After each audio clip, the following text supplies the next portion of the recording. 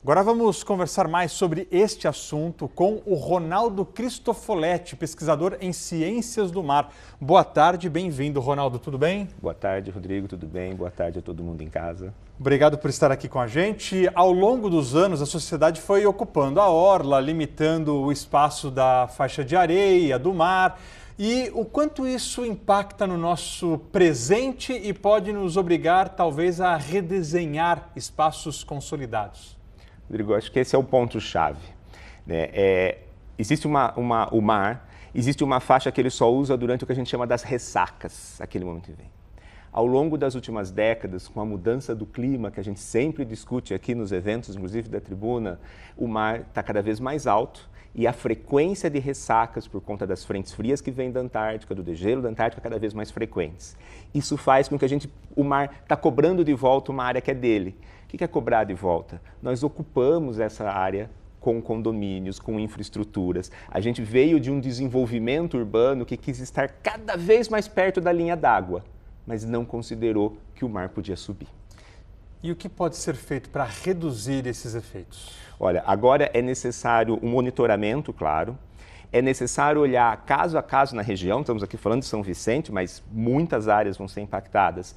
Quais são as infraestruturas que a gente pode fazer para minimizar o impacto, né?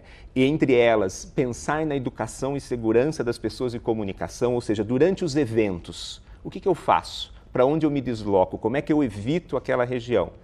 E, em médio prazo, mas que começa agora, a gente vai ter que pensar a reorganização, a questão urbana. Quer dizer, algumas regiões que a ciência mostre, que as previsões mostrem que serão cada vez mais impactadas pela erosão, pelo aumento do nível do mar, aquela ocupação de território terá que ser repensada. E o aumento do nível dos oceanos tende a agravar o cenário dessas duas praias em São Vicente, por exemplo. Tende, e ali particularmente, porque a gente tem que entender aquele ditadozinho que é assim, toda ação gera uma reação, e muitas das nossas ações, elas demoram um tempão para vir a reação.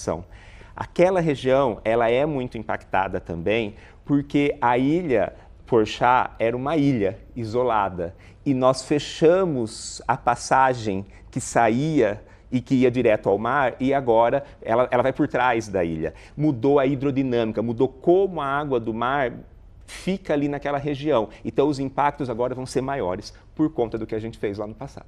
Entendi. E olha, a gente entrou no assunto aquecimento global. Está rolando uma exposição no shopping de São Vicente que mostra o seguinte: cada linha representa um dia e cada cor uma temperatura que mostram como o clima tem variado de forma intensa, com momentos de frio e calor extremo cada vez mais frequentes.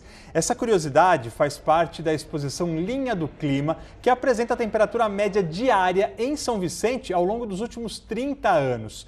Na mostra, essas mudanças são retratadas em 30 tapetes de crochê coloridos. A exposição fica aberta até o final do mês e o objetivo é ajudar o público a entender que os eventos climáticos extremos não são isolados e têm relação direta com o dia a dia. Ronaldo, a gente acabou de ver essas imagens mostrando variações de temperaturas e isso também é algo presente quando a gente fala de aquecimento global. Muito. E parabenizo por essa exposição belíssima que traz com clareza para a sociedade o que está acontecendo. O que a gente tem que entender é que a gente está falando do Gonzaguinha, mas a gente vive num mundo conectado. A cada ano, os anos estão mais quentes, né? 23, 24, 25 foram os 3 anos mais quentes de toda a história recente do planeta. Quando o planeta está mais quente, o oceano também está mais quente. A Antártica degela mais, vem mais frente fria, mais ressaca, mais água que sai das calotas polares para o oceano e sobe aqui. E isso é pelo tempo mais quente, e a gente sente isso, os verões últimos, os invernos têm sido mais quentes do que o normal. Ou às vezes aquele pico de calor, de temperatura acima dos 40 graus, que não é comum, e de repente aquele inverno com 5, 6 dias bem rigorosos, mas só com esses 5, 6 dias de temperatura lá embaixo. Exato, a gente vai tendo extremos cada vez maiores, né? E lembrar, essa questão do inverno é importante. 2023, se eu não me engano, nós tivemos o registro do dia mais quente da história da Baixada Santista, passando inclusive a temperatura de verão, percebe que em alguns momentos, mesmo no inverno, nós vamos estar acima do que era esperado para aquele momento do ano. Isso influencia todas as plantas e animais que se reproduzem naquela época, estavam esperando o friozinho, seu ciclo biológico era esperando o frio e de repente começam a encontrar calor. Agora, como que eu, você, quem está nos assistindo, pode fazer para reduzir os efeitos do aquecimento global? Porque muita gente fala, não, vamos por filtro em chaminé de indústria, mas a gente pode também ajudar. Pode. Nós temos que cobrar os filtros, as ações de empresas e governos, mas nós podemos ter ações locais também, né? Eu preciso usar tanto carro quanto eu uso? Será que eu posso, ainda mais aqui na Baixada, tudo tão plano, tão bonito, será que eu posso usar mais bicicleta ou transporte público? E aí cobrar o transporte público de melhor qualidade, né? Será que eu posso caminhar a pé? Não preciso deslocar o carro para uma distância curta. Isso já são exemplos do que vai ajudar muito a diminuir essa emissão de gases. E também usar a nossa voz. Nós somos cidadãos, cidadãs e o nosso voto conta. Todas as ações necessárias passam pelos governos municipal, estadual, federal. Temos que cobrar.